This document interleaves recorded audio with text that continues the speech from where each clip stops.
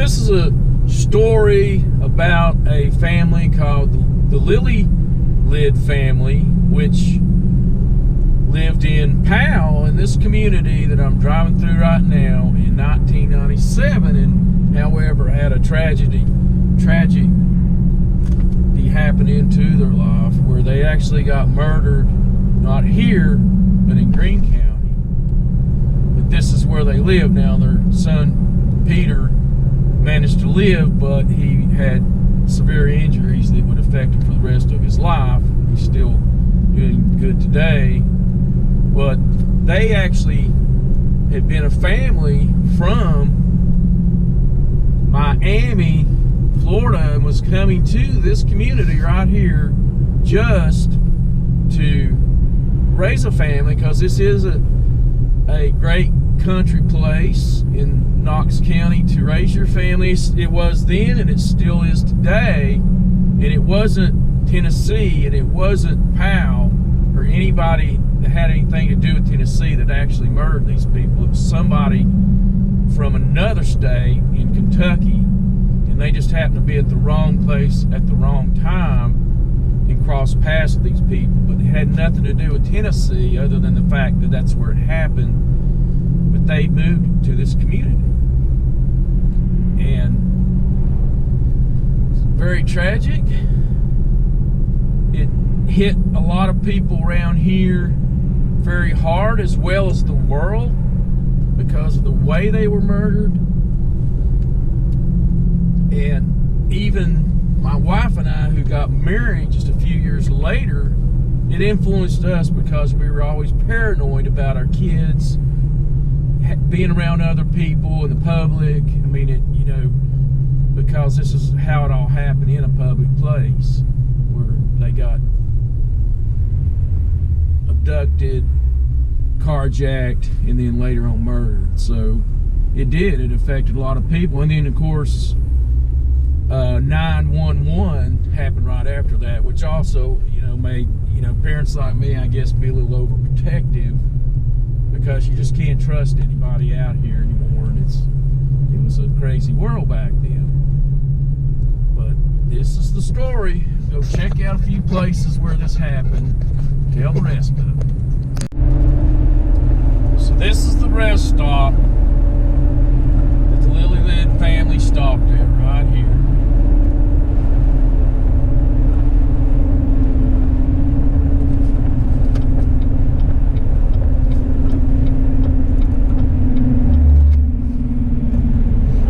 By all means, I've stopped here with my family as well, and a lot of times we don't think, these rest stops should be relatively safe. But in this case, in this day, that they just happened to be here, it wasn't.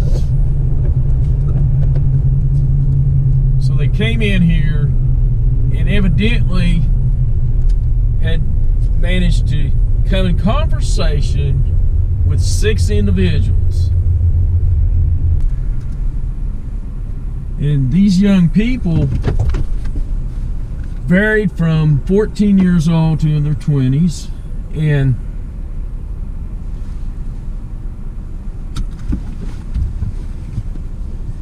they were a kind of a dark group, you might say, from Kentucky. They weren't from Tennessee. They just happened to be coming this way down south on 81, and they stopped at this rest place too. And for perpetrators, that's what I was trying to say. But that's what they were. And they were dark, kind of gothic, also might have been into Satanism, they think, as well as witchcraft.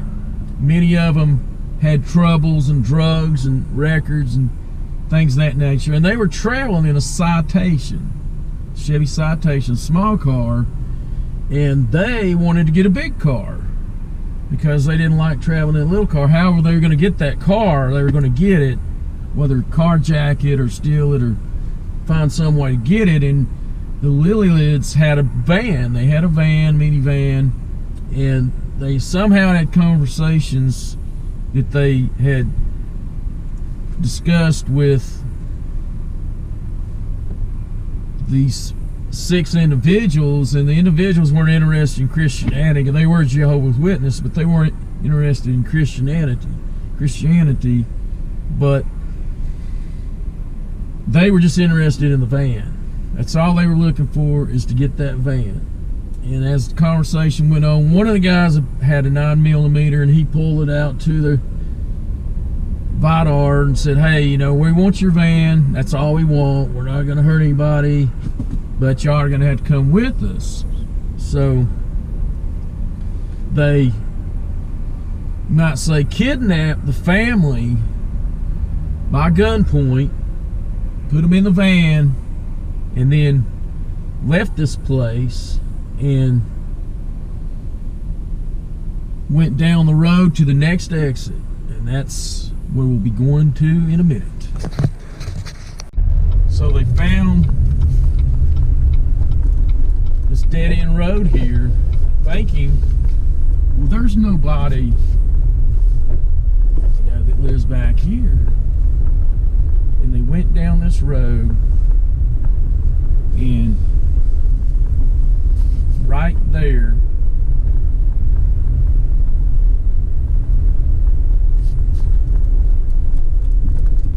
as you can see, is where they were tragically executed. Kids, family, they were actually laying in that ditch, murdered. The only one that survived, at least fully or somewhat, was Peter, and he still has things wrong with him. And they all said it was the youngest one that probably did it. It was the 14-year-old. They try to blame it all on him, but and then they all disagreed with who shot and if they all shot or just one shot. So they never really agreed to that. But right there's the last place where, you know, they were murdered right there, which is very tragic.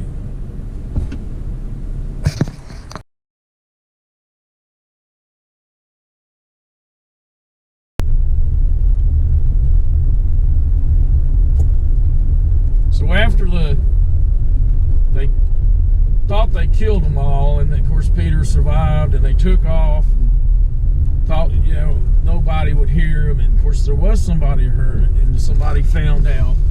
They had to take off and start running because they knew they were in deep trouble then, so they headed to Mexico. And actually Mexico, I mean, you're supposed to have insurance and all that, and they didn't have a lot of their credentials in Mexico. Authorities sent them back to America, and when they went across the line there, they got busted. I mean, they found out who they were, and they put them in Arizona jail, and then they brought them back to Greenville to where they were going to be held. This is Greene County, and they brought them back so that they could face their judgment in Greene County, down in Greenville. Let's check it out.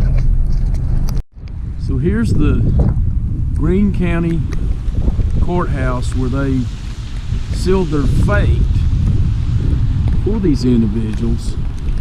At first, they pleaded not guilty. And then, after they were going to face the death penalty,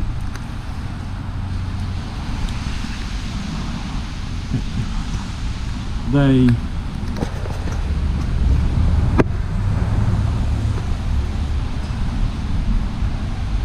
made a plea deal, life without parole.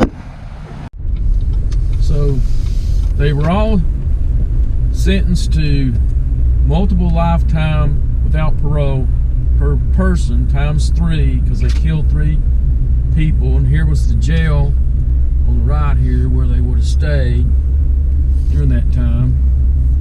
And additionally, 40 years for attempted murder of Peter,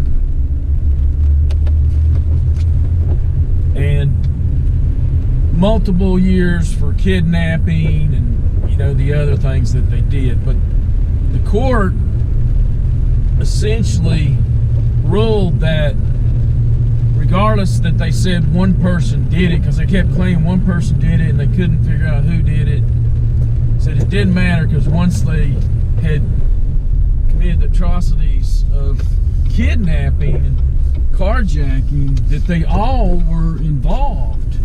And since they all were involved, then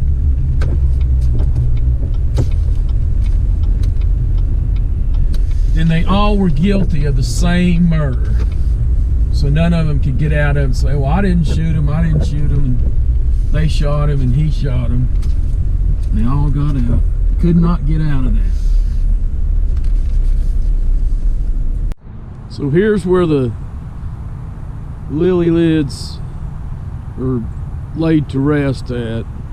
Tabitha, Delphina, and Vidar. And you can see Tabitha lived a day longer, but you know, she was pretty much considered brain dead and they donated her organs. And Delphina, of course, being the wife and the mother, and Vidar the, you know, husband and father. And Tabitha was only 4 years old. Peter, he actually lived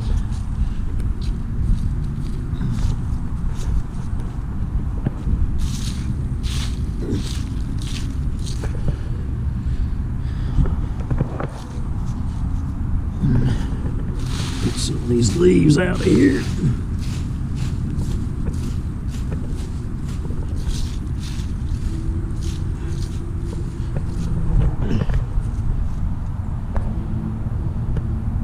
There they are.